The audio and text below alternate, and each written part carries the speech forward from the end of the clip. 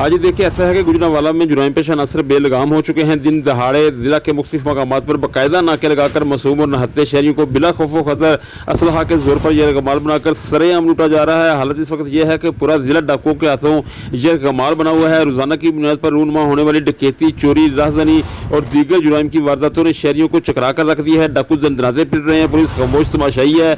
शहरियों को डाकुओं के रहम करम पर छोड़ दिया गया है। थानों में शहरियों को अपने जायज़ मुकदमात के दराज के लिए पुलिस की जानब से शदीद तरीन मज़ाहमत का सामना है। मासूम बच्चों को अगवा के बाद कत्ल किया जा रहा है। बच्चियों को रेप के बाद मौत के घाट उतारा जा रहा है। किसी की इज्जत महफूज है न जान और माल। लुटेरे किस कदर बेखौफ, बेडर और बेलगाम हो चुके हैं गुजरांवाला में, इसका अंदाज़ा आप थाना सदर के दो अहलकारों अवैस और फरहान के साथ चंदा किला में होने वाली रात की तारीकी में नहीं, गुजरांवाला के किसी वीराने में नहीं बल्कि चंदा किला जैसे मरूफ चौक में दिन दहाड़े डकैती की वारदात से लगा सकते हैं, जिसमें डाकू इन दो पुलिस एहलकारों से मोटरसाइकिल छीन कर फरार हो गए हैं और दुराने मज़ाफ़त डाकुओं ने इन एहलकारों पर गोलियां भी बरसा दी, जिसके बाद जख्मी होने वाला एक एहलकार सिविल अस्पताल में दाखिल है। सदर पुलिस ताहार इस अफसोसनाक वाक़े में मुलव्वस मुलज़मान को गिरफ्तार नहीं कर सकी।